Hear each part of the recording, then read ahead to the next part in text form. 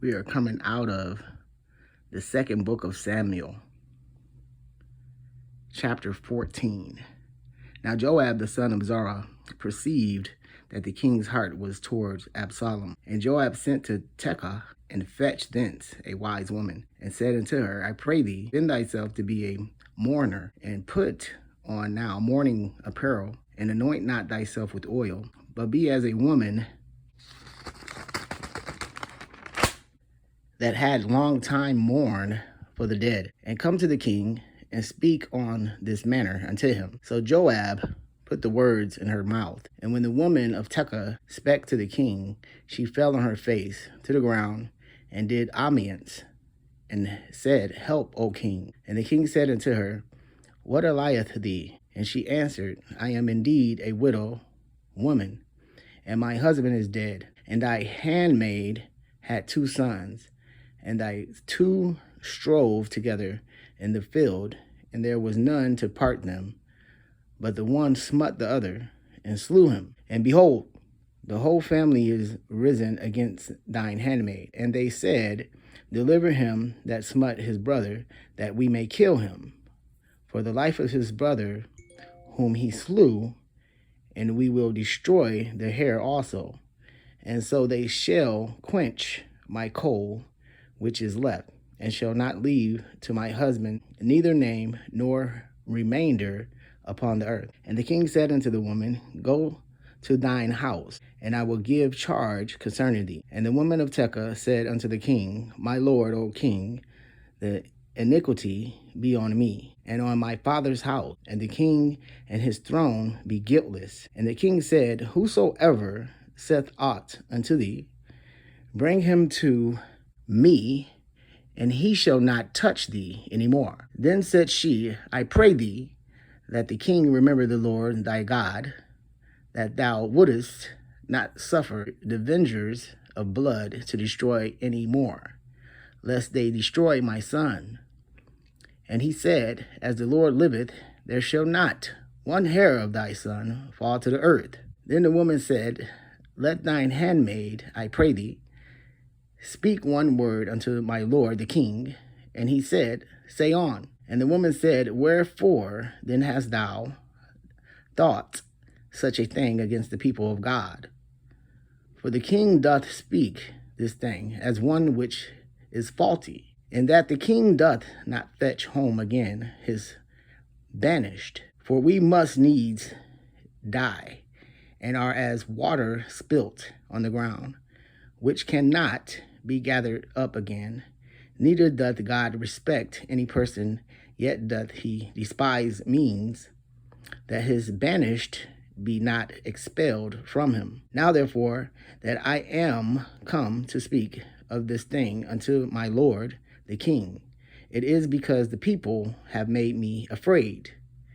And thy handmaid said, I will now speak unto the king. It may be that the king will perform the request of his handmaid. For the king will hear to deliver his handmaid out of the hand of the man that would destroy me and my son together out of the inheritance of God. Then thine handmaid said, The word of the Lord, the king, shall now be comfortable.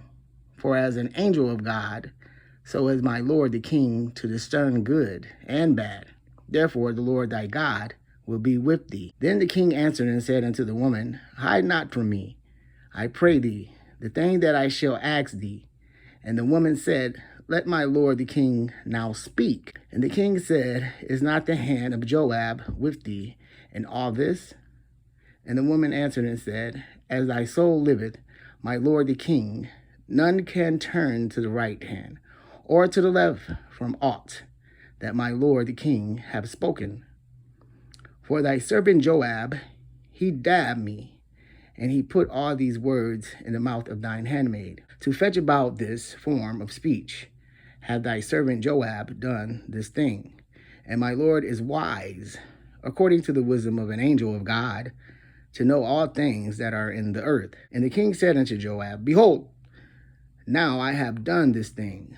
Go therefore, bring the young man Absalom again. And Joab fell to the ground on his face, and bowed himself, and thanked the king. And Joab said, Today thy servant knoweth that I have found grace in thy sight, my lord, O king, and that the king had fulfilled the request of his servant. So Joab arose and went to Jeshurun and brought Absalom to Jerusalem. And the king said, Let him turn to his own house, and let him not see my face.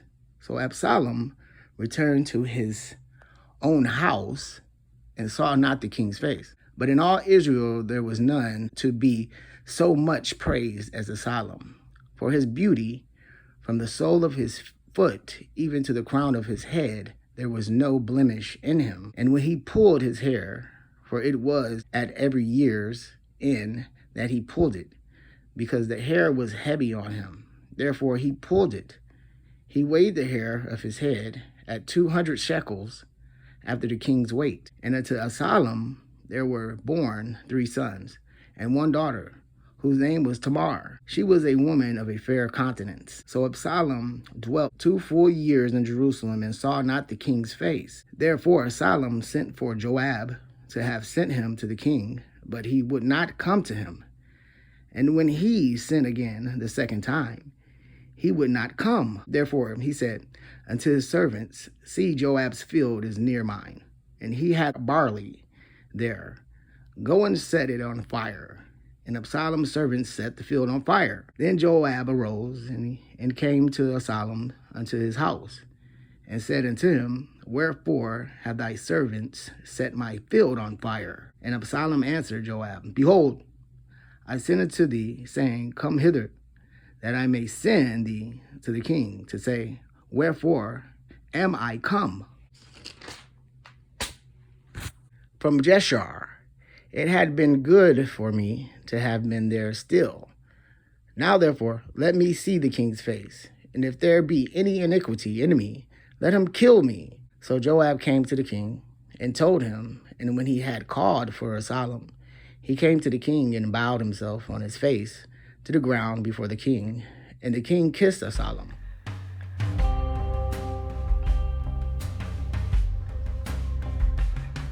How Absalom threw himself out of his royal father's protection and favor we read in the foregoing chapter, which left him in exile, outlawed, and proscribed. In this chapter we have the arts that were used to bring him and his father together again, and how at last it was done, which is here recorded to show the folly of David in sparing him and indulging in his wickedness, for which he was soon after severely corrected by his unnatural rebellion.